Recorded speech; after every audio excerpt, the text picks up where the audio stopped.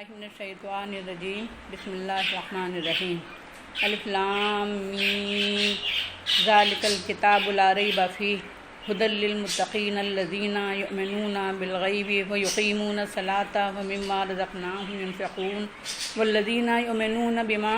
انزل الیک وما انزل من قبلک وبالآخرۃ ہم یوقنون اولئک علی ھدی من ربہم واولئک هم المفلحون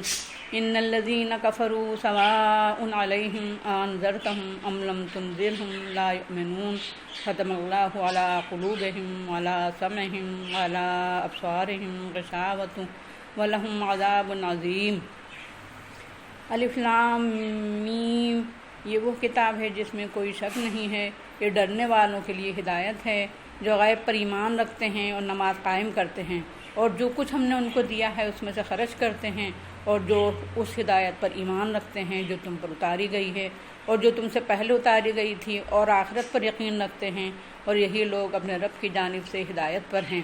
یقیناً جن لوگوں نے انکار کر دیا اور کفر کے روش پر اڑے رہے ان کے لیے یکساں ہیں، آپ ان کو ڈرائیں یا نہ ڈرائیں، وہ ایمان نہیں لائیں گے۔ اللہ نے ان کے دلوں پر اور ان کی سماعت پر مہر لگا دی ہے، اور ان کی نگاہوں پر پردہ ڈال دیا ہے، اور ان کے لیے بڑا عذاب ہے۔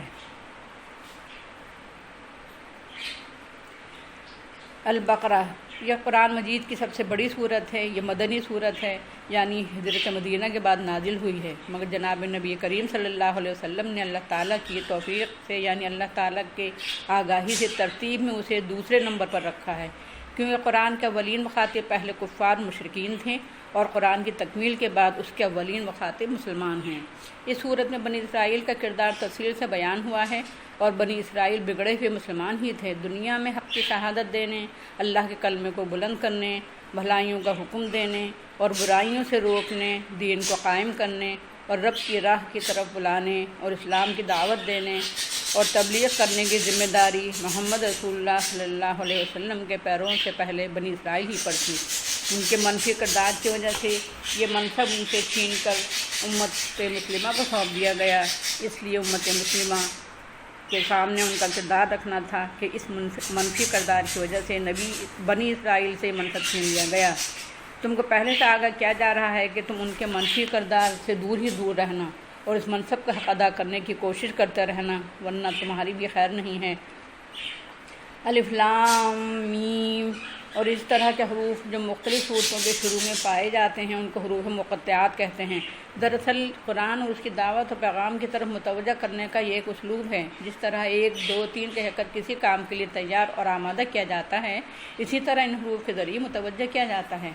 ان کے ذریعے لوگوں کو آزمانا بھی مقصود ہے۔ اگر طلب صادق نہیں ہے تو پہلے ہی مرحلے میں آدمی رک جائے گا کہ کیسے الفاظ اور حروف ہیں جن کے معنی اور کوئی مفہوم ہی سمجھ میں نہیں آتے، مگر سچی طلب اور جستجو حق رکھنے والا آدمی صبر کے ساتھ مطالعہ کرے گا اور ہدایت پائے گا۔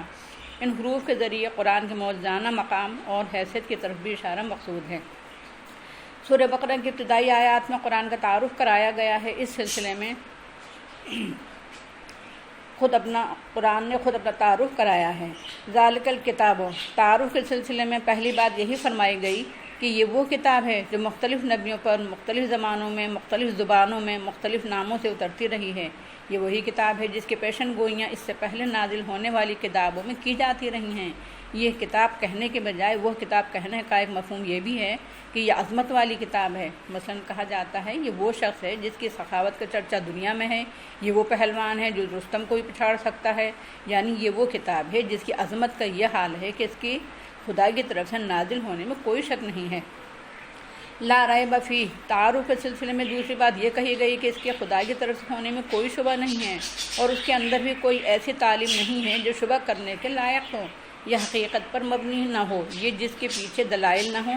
ھدی للمتقین، تعارف کے سلسلے میں تیسری بات یہ بیان ہوئی، یہ اپنے انجام سے ڈرنے والوں اور اپنے افکار و اعمال کی طرف سے فکرمند رہنے والوں کے لیے ہدایت ہے، یعنی یہ کتاب دنیا کے کسی علم و فن کی کتاب نہیں ہے بلکہ اس کا مضمون انسان ہے۔ اس حیثیت سے کہ اس کی ہدایت اور گمراہی کیا ہے اور کاہے میں ہے، یہ در حقیقت سارے انسانوں کے لیے رہنمائی کی کتاب ہے۔ پہلا آیت میں قرآن کی اعجازی شان کی طرف اشارہ ہے، دوسری آیت کے تینوں ٹکڑوں میں اس کا تعارف ہے، اس کے بعد آیت 2 اور 3 میں قرآن سے فائدہ اٹھانے والوں کی صفات بیان ہوئی ہیں،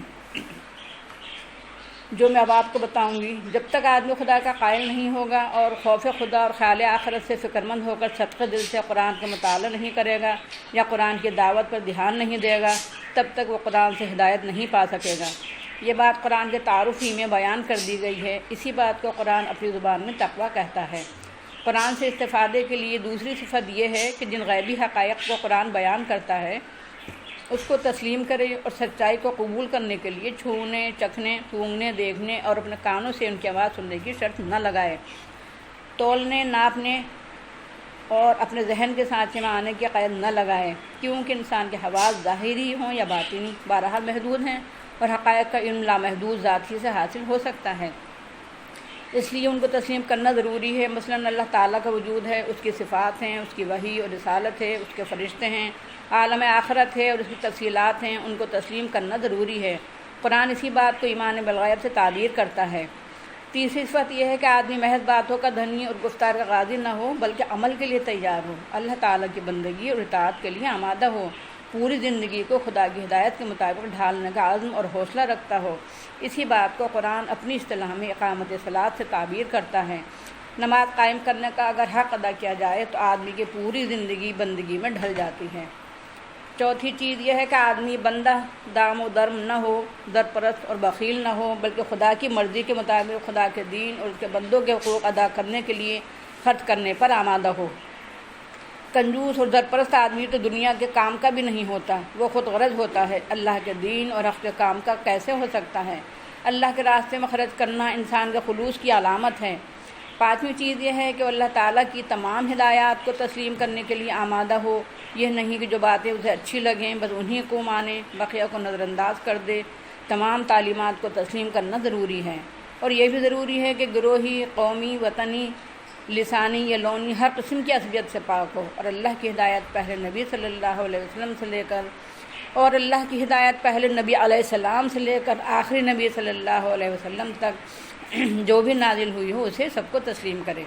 چھٹی اور آخری چیز یہ ہے کہ آدمی آخرت کو تسلیم کرے، حالانکہ غیبی حقائق میں آخرت اور اس کی تفصیلات بھی شامل ہیں، مگر اس کا الگ سے ذکر کیا، کیونکہ آخرت کی قدر اہمیت ہے کہ اس پر ایمان کے بغیر اللہ پر ایمان، فرشتوں پر ایمان، رسولوں پر ایمان اور کتابوں پر ایمان اور سارے ایمانیات بیکار ہو جاتے ہیں۔ یعنی کسی ایک چیز پر ایمان کے تقاضے بھی آدمی آخرت پر ایمان کے بغیر پورا نہیں کر سکتا۔ قرآن کا ایک پہلو دعوتی اور نظریاتی ہے اور ایک عملی پہلو ہے۔ قرآن اپنی دعوت تمام انسانوں کے سامنے پیش کرتا ہے، مگر اس سے عملاً وہ لوگ استفادہ کر سکتے ہیں جو مذکورہ 6 صفات اپنے اندر پیدا کر لیں اور ان شرائط پر پورے اترتے ہوں۔ انداز بیان یہاں یہ ہے کہ قرآن متقیوں اور پرہیزگاروں کے لیے ہدایت ہے، جو غیب پر ایمان رکھتے ہیں، جو نماز قائم کرتے ہیں، جو اللہ کے دیے ہوئے رزق میں سے خرچ کرتے ہیں، جو اے محمد صلی اللہ علیہ وسلم تمہارے اوپر آنے والی وحی و ہدایت اور تم سے پہلے آنے والی وحی و ہدایت پر ایمان رکھتے ہیں اور جو آخرت پر ایمان رکھتے ہیں۔ یہ اسلوب اور طرز بیان اس لیے اختیار کیا گیا ہے کہ صحابہ کرام رضی اللہ عنہم کے اندر یہ صفات پائی جاتی تھیں اور وہ ان شرائط پر پورے اتر چکے تھے۔ ان داعیان اسلام اور پیروان حق کی مثال دے کر اور ان کی زندگی کو سامنے رکھ کر لوگوں سے کہا جا رہا ہے کہ دیکھو ایسے ہوتے ہیں قرآن سے استفادہ کرنے والے، اور ایسے ہی انسان قرآن ڈھالنا چاہتا ہے۔ پیروان محمد صلی اللہ علیہ وسلم جو نزول قرآن کے زمانے میں تھے ان جیسا بننے کے لیے تیار ہو جاؤ تو قرآن اپنی ہدایت کے دروازے تمہارے لیے کھول دے گا۔ آگے قرآن کہتا ہے کہ ان صفات کے حامل اور ان شرائط پر پورے اترنے والے ہی درحقیقت اپنے رب کی جانب سے ہدایت یافتہ ہیں۔ یہاں سے لوگوں کی غلطی بالکل واضح ہے جو صحابہ کرام رضی اللہ عنہم پر زبان تان دراز کرتے تھے۔ قرآن صرف اتنی بات نہیں کہتا ہے کہ مذکورہ صفات کے مالک اور مذکورہ شرائط پر پورے اترنے والے ہدایت یافتہ ہیں، بلکہ وہ یہ بھی کہتا ہے کہ یہی لوگ فلاح یاب ہیں، کامیاب و کامران بھی یہی لوگ ہیں۔ یہاں چند سوالات اور بھی ہیں، جیسے متقی کسے کہتے ہیں، ایمان بالغیب کیا ہے، نماز قائم کرنے کا مطلب کیا ہے، انفاق فی سبیل اللہ کسے کہتے ہیں، محمد رسول اللہ صلی اللہ علیہ وسلم اور آپ صلی اللہ علیہ وسلم سے پہلے کے انبیاء علیہ السلام پر ایمان میں، اسی طرح قرآن مجید اور اس سے پہلے نازل ہونے والی کتابوں پر ایمان میں کوئی فرق ہے یا نہیں، وبالآخرۃ ہم یوقنون کہا گیا ہے، یؤمنون کیوں نہیں کہا گیا؟ فلاح کا قرآنی مفہوم کیا ہے؟ کفر کسے کہتے ہیں؟ کیا کافروں کو اسلام کا پیغام نہیں پہنچانا چاہیے؟ اگر دعوت و تبلیغ ضروری ہے تو یہ کیوں فرمایا گیا کہ وہ ایمان نہیں لائیں گے؟ کافروں کے دل پر اور کانوں پر مہر لگانے اور ان کی آنکھوں پر پردہ ڈالنے کا کیا مطلب ہے؟ جب اللہ تعالیٰ نے خود ہی دلوں اور کانوں پر مہر لگا دی ہے اور آنکھوں پر پردہ ڈال دیا ہے تو ان کو عذاب میں کیوں مبتلا کیا جائے گا؟ یہ 10 سوال ذہن میں آتے ہیں تو ان کا جواب یہ ہے۔ متقی کا مفہوم سمجھنے کے لیے بہتر یہ ہوگا کہ قرآن میں جہاں جہاں یہ لفظ آیا ہے ان سب آیات کا مطالعہ کیا جائے۔ اس طرح واضح ہو جائے گا کہ تقویٰ کیا ہے اور متقی کسے کہتے ہیں، اس کا لغوی مفہوم کیا ہے اور ان کا اصطلاحی مفہوم کیا ہے، یہ سب بھی واضح ہو جائے گا۔ مختصر طور پر یہ ہے کہ حضرت صلی اللہ علیہ وسلم نے دل کی طرف اشارت کرتے ہوئے 3 بار فرمایا، التقویٰ ہا ہنا، التقویٰ ہا ہنا، التقویٰ ہا ہنا۔ تقویٰ یہاں ہے یعنی دل میں اگر خوف خدا اور خیال آخرت ہے اور آدمی خدا سے ترساں اور لرزاں زندگی گزارتا ہے تو یہ تقویٰ ہے اور ایسا آدمی متقی ہے۔ علماء نے قرآن اور حدیث کی چھانبین کے بعد بتایا ہے کہ اللہ تعالیٰ کے حکموں پر چلنے اور اس کے منع کیے ہوئے کاموں اور چیزوں سے رکنے کا نام تقویٰ ہے۔ جو شخص زندگی کے گوشوں اور میدانوں اور تمام مرحلوں اور معاملوں میں باری تعالیٰ کے اوامر و احکام پر چلتا ہے اور اس کے نواہی سے بچتا ہے وہ متقی ہے۔ حضرت ابی بن کعب سے منقول ہے کہ اسلام کی سیدھی شاہراہ پر چلنا اور فسق و فجور کی جھاڑیوں میں اپنے دامنوں کو الجھنے سے بچانا اور کفر و شرک کے گھڈوں میں گرنے سے اپنے کو محفوظ رکھنا، بس یہی تقویٰ ہے۔ ایمان بالغیب یہ ہے کہ اللہ پر، اس کے فرشتوں پر، اس کی کتابوں پر، اس کے رسولوں پر اور آخرت پر، محض محمد رسول اللہ صلی اللہ علیہ وسلم اور قرآن مجید کے اعتماد پر ایمان لانا، جبکہ ان حقائق کو دیکھنے یا چھونے یا ان کی آواز براہ راست سننے کا، ان کا مشاہدہ کرنے اور تجربہ کرنے کا موقع میسر آیا ہے نہ آ سکتا ہے۔ قرآن مجید اگرچہ ہمارے پاس موجود ہے مگر اس کو بھی ہم نے اللہ کی طرف سے اترتے نہیں دیکھا، اس لیے اس پر بھی ایمان محض اعتماد ہی کی بنا پر ہے۔ نماز قائم کرنے کا مطلب یہ ہے کہ نماز شعوری ہو، نمازی کے پیش نظر مقصد نماز شعوری طور پر رہے، اللہ تعالیٰ کو حاضر و ناظر جان کر نماز ادا کی جائے، پابندی وقت کے اہتمام کے ساتھ نماز باجماعت ادا کی جائے، طہارت کا پورا اہتمام ہو، ارکان و شرائط کا پورا خیال رکھا جائے، تعدیل ارکان کے ساتھ نماز ادا کی جائے، غرض کے نماز کا حق ادا کیا جائے، نماز کے فرائض، واجبات، سنن اور مستحبات سب کا اہتمام کیا جائے، نماز بے جان نہ ہو، ورنہ نماز سے ایمان زندگی کیسے پیدا ہوگی؟ جبکہ عبادات کی بڑی غرض یہی ہے کہ بندوں میں بندگی کا شعور پیدا ہو اور بندے واقعی بندے بن کر رہ سکیں۔ نمازی جو کچھ پڑھے اسے سمجھ کر پڑھنے کی کوشش کرنا چاہیے اور جو کچھ کرے اس کے متعلق شعور ہونا چاہیے کہ کیا کر رہا ہے۔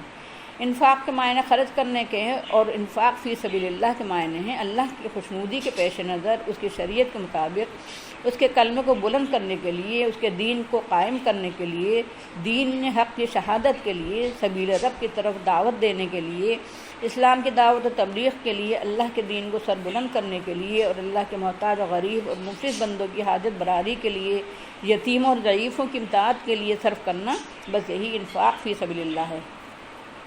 جہاں تک اگلے پچھلے انبیاء علیہ السلام پر اور اگلی پچھلی آسمانی کتابوں پر ایمان کا تعلق ہے تو بنیادی اعتبار سے ان پر ایمان میں کوئی فرق نہیں ہے، کیونکہ سب اللہ کے نبی تھے اور سب آسمانی کتابیں اللہ کی کتابیں تھیں، البتہ تفصیلات میں کچھ فرق ہے۔ ایک فرق تو یہ ہے کہ محمد رسول اللہ صلی اللہ علیہ وسلم سے پہلے آنے والے انبیاء علیہ السلام اور قرآن مجید سے پہلے آنے والی کتابیں اپنی اپنی قوم اور اپنے اپنے زمانے کے لیے تھیں، اور محمد رسول اللہ صلی اللہ علیہ وسلم اور قرآن مجید ہر قوم اور ہر زمانے کے لیے ہیں۔ دوسرے انبیاء دوسری کتابوں کی تعلیم چونکہ محفوظ نہیں رہی، اس لیے ان پر ایمان کے باوجود ان کی تعلیم پر عمل نہیں کیا جائے گا۔ ہاں، ان کی تعلیم پر عمل کی شکل یہی ہے کہ آخری نبی صلی اللہ علیہ وسلم اور آخری کتاب کی تعلیم پر عمل کیا جائے، کیونکہ تمام انبیاء اور تمام آسمانی کتابوں کی تعلیم کی محافظ اور مہیمن اور امین آخری نبی صلی اللہ علیہ وسلم کی اور آخری کتاب کی تعلیم ہے۔ پہلے پیغمبروں کی شریعتیں جو کہ منسوخ ہو چکی ہیں وہ اگر محفوظ ہوتی تب بھی ان پر عمل کرنا درست نہ ہوتا، البتہ جو تعلیمات اور قوانین پچھلی شریعتوں میں تھے اور آخری شریعت میں بھی برقرار رکھے گئے ہیں ان پر عمل کرنا ضروری ہے۔ جہاں تک ادب اور احترام کا تعلق ہے تو اللہ کے تمام پیغمبروں کا اور اللہ کی تمام کتابوں کا ادب و احترام کرنا ایمان کا تقاضا ہے اور ضروری ہے۔ ایمان کے اندر اگرچہ یقین شامل ہوتا ہے، کیونکہ اگر یقین نہ ہو تو ایمان نہیں رہ سکتا، مگر آخرت کی اہمیت کے پیش نظر اور آخرت پر زور دینے کے لیے یؤمنون کے بجائے یوقنون لایا گیا ہے۔ جیسا کہ عرض کیا گیا کہ آخرت کے عقیدے کی اہمیت یہ ہے کہ اس پر یقین کے بغیر اللہ تعالیٰ پر ایمان اور پیغمبر صلی اللہ علیہ وسلم پر ایمان کے تقاضے بھی پورے نہیں کیے جا سکتے۔ واقعہ یہ ہے کہ آج مسلمانوں کی بے عملی اور بد عملی کا بڑا سبب ان کے عقیدہ آخرت کا ضعیف ہونا ہے۔ فلاح اور خسران کا قرآنی مفہوم کی تفصیلات بھی ہے۔ اس درد کی دوا کیا ہے دیکھنا چاہیے۔ یہاں مختصر طور پر سمجھ لینا چاہیے کہ دنیا میں دین حق پر ایمان و عمل کی پوری توفیق مل جائے اور عبادت و اطاعت خدا کا حق ادا کرنا نصیب ہو جائے، اتباع رسول صلی اللہ علیہ وسلم اور اقامت دین کی جد و جہد میں زندگی گزارنا نصیب ہو جائے تو یہ فلاح ہے، اور دنیا میں لت پت ہو کر زندگی گزارنا خسران ہے۔ آخرت میں خوشنودی رب اور جنت سے امکناری فلاح ہے، اور دوزخ سے دوچار ہو جانا خسران ہے۔ قرآن کی دعوت اور پیغام قبول نہ کرنا اور اس کے کسی ایک پوائنٹ کا انکار بھی کفر ہے۔ کفر کے معنی چھپانے کے آتے ہیں، یعنی حقیقت کو چھپانا کفر ہے۔ کفر کے معنی انکار کرنے کے آتے ہیں، جن حقائق اور عقائد کے قرآن دعوت دیتا ہے ان کا انکار کرنا کفر ہے۔ قرآن کا پیغام تمام انسانیت کے لیے ہے، اس لیے اس کی دعوت و تبلیغ کا فریضہ ادا کرنا ضروری ہے۔ البتہ جن لوگوں پر حجت پوری ہو چکی ہو، جن کے سامنے شہادت حق کا حق ادا کیا جا چکا ہو، جن سے اب کوئی توقع باقی نہ رہی ہو، ان کے پیچھے پڑنا اور اپنا وقت و صلاحیتیں رائے گاں ضائع کرنا کسی طرح بھی درست قرار نہیں دیا جا سکتا۔ ایسے ہی لوگوں کے متعلق کہا گیا ہے کہ وہ ایمان نہیں لائیں گے۔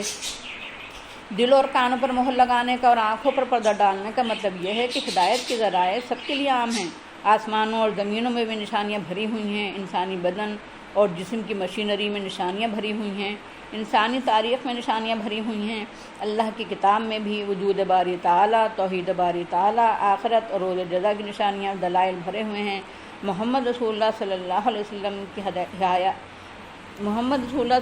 علیہ وسلم کی حیات طیبہ میں آپ صلی اللہ علیہ وسلم کے افکار و نظریات اور عقائد میں، آپ کی ہدایات اور تعلیمات میں، آپ کے نصب العین و طریقہ کار میں، آپ صلی اللہ علیہ وسلم کے برپا کیے ہوئے انقلاب میں، انبیاء علیہ السلام کی دعوتی داستانوں میں، ہر ایک میں ہدایت کے لیے سامان موجود ہیں۔ تو جو لوگ ہدایت کے تمام ذرائع کو ٹھکرا دیں تو اللہ تعالیٰ ایسے لوگوں کے دلوں پر کانوں پر مہر لگا دیتا ہے اور آنکھوں پر پردہ ڈال دیتا ہے، یعنی ان سے ہدایت کی توفیق چھین لیتا ہے۔